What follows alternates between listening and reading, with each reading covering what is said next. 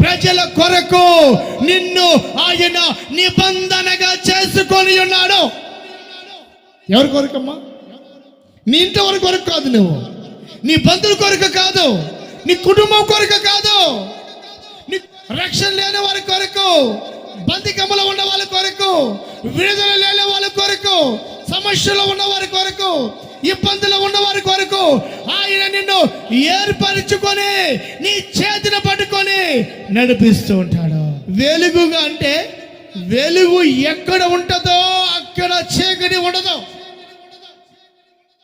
అన్ని జనుల కొరకు వెలుగుగాను, ప్రజల కొరకు నిబంధనగాను, అన్ని జనులకు వెలుగుగాను నేను నిన్ను నియమించి ఉన్నాను కనుక భయపడకు. అప్పుల గురించి భయపడకు, ఇల్లు కట్టాలని భయపడకు, సమస్యలు ఉన్నాయని భయపడకు, నిన్ను వేధించే నీ శత్రువులు నీ పక్కన ఉండాలని భయపడకు. ఆయనే నీలో ఉంటే నీకు భయమేలా.